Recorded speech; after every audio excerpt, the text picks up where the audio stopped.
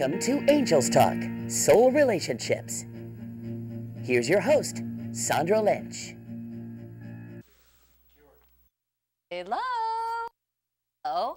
Thank you for taking your time to stop, look, and listen in our divine appointment here today.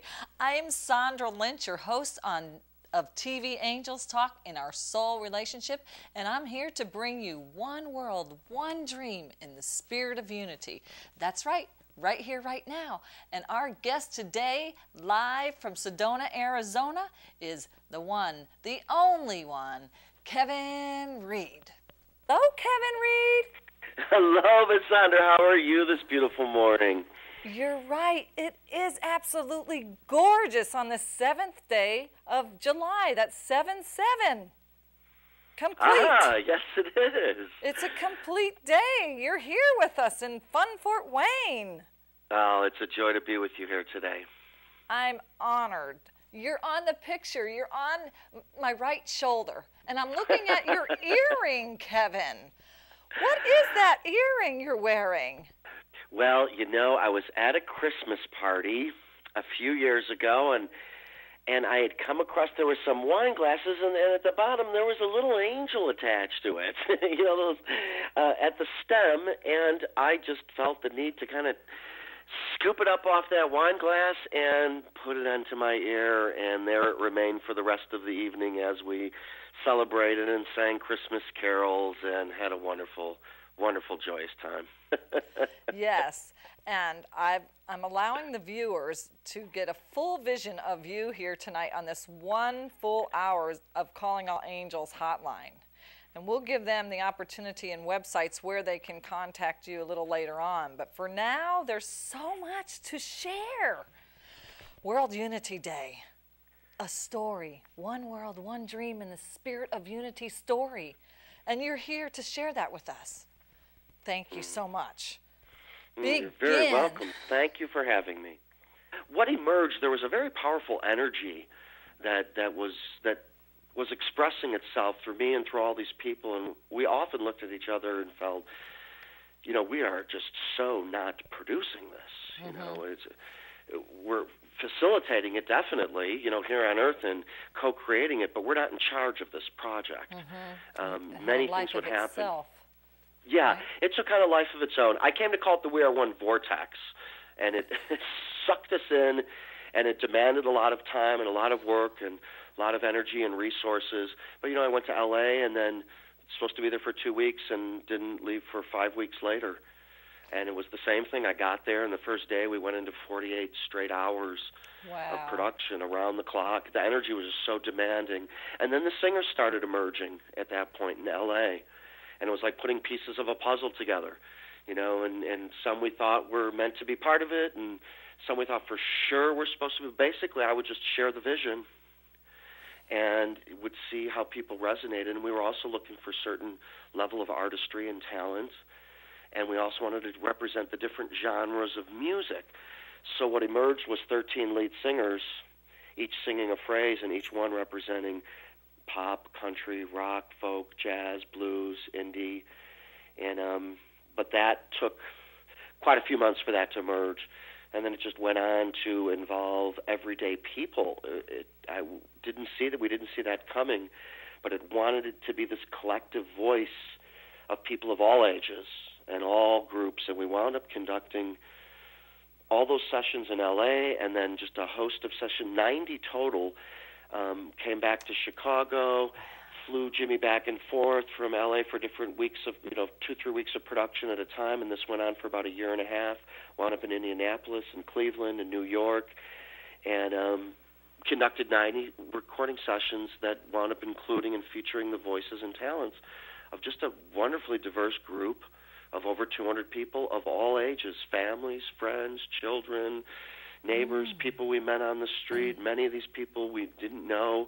It just unfolded like you talk about your show and how it unfolds through the grace, through God's grace. And this project was very much all about the unfolding of, divine grace and love in action and just taking an expression and a form to reflect, I think, the deep inner truth of who we are, which is one of the lines in the chorus. We are one, and the truth of life is love. And this is the truth of who we are.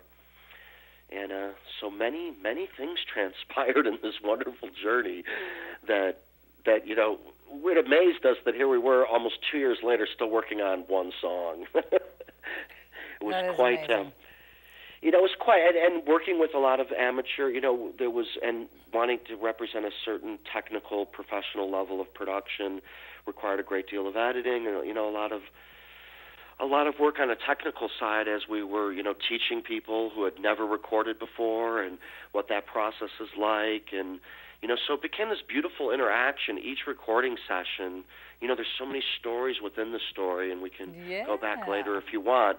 But, you know, that journeyed on. When the thing was finished, we wound up in Sedona, Arizona, interestingly enough. And many of these recording sessions had been done in home studios, in my home studio, and their friends in L.A., and then many of them were in people's homes and apartments, in the streets. One was, you know, literally sticking a microphone through a cabbie in New York, you know, after our session with one of the lead singers in New York at 12:30 at night. This man was from Bangladesh, and we were seeking people to say we are one in their native language. And so he said it in Bengali, and his picture was taken out on the side of the street in New York at 1 o'clock in the morning. And, you know, that's in the booklet with the CD, and it's at the website.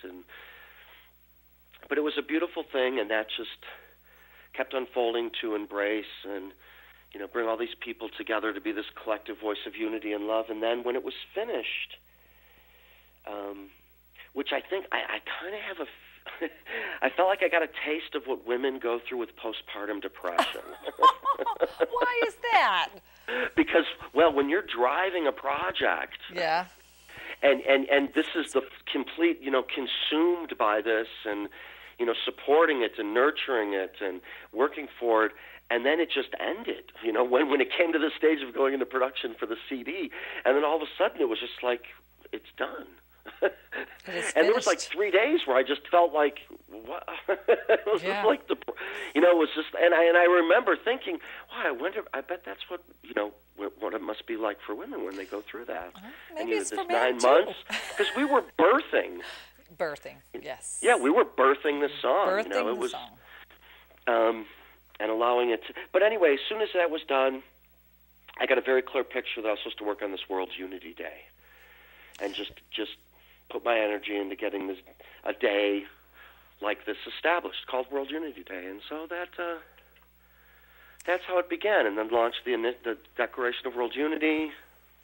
You know, Kevin, before we go any further, I think what I'd like to do is I would like to share, if you don't mind, I would like to share that DVD that you sent me in the mail. Oh, the world... Yeah, absolutely. So that's like, you know, once I got to Sedona last summer, that's when that all unfolded.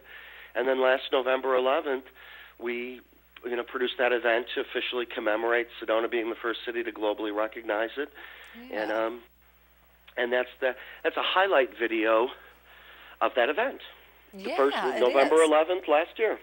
Yes. Well, I want to tell you what happened here today before we go in there while the director's getting ready. Here at the Access TV station, there are always volunteers.